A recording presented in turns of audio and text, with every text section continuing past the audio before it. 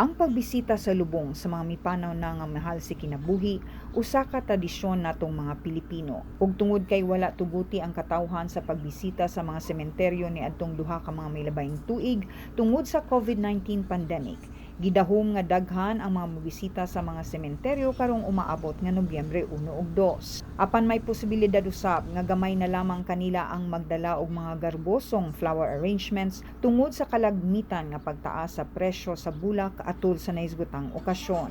Sumala pa ni Ginang Luncia Cañada nga 20 ka tuig kapin na nga namaligya og bulak para sa nagkalain-laing okasyon sa Bangkeruhan Public Market sama sa mga niaging adlaw sa mga minatay.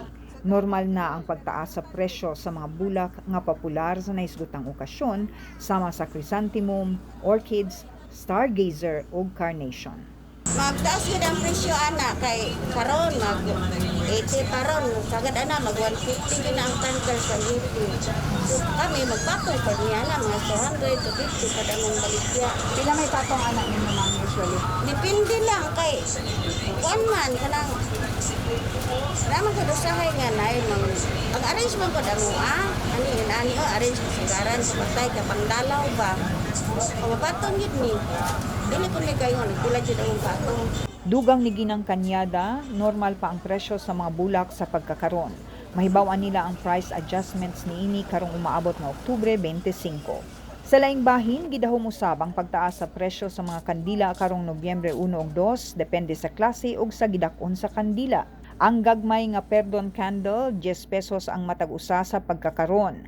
Apan sa Nobyembre 1 ug 2, mas mahal na kini. Ang gamay nga glass candle tag 85 pa ang usa sa pagkakaron, samtang ang dagko tag 130 ang matag usa. Ang vigil candle anaa sa 30 ug 40 pesos ang matag usa sa pagkakaron. Ang mga naisgutang presyo gidahom nga motaas atol sa adlaw sa mga minatay, mao nga ang tambag sa mga mamaligya ay og kandila sama ni Ginang Joy Ledesma. Mas maayo nga mopalit na daan ang mga parokyano aron dili na sila maabtan sa pagtaas sa presyo niini. Taas ni siya, taas na gyud na siya. Mao na gyud na siya karon pa aning taas gyud siya.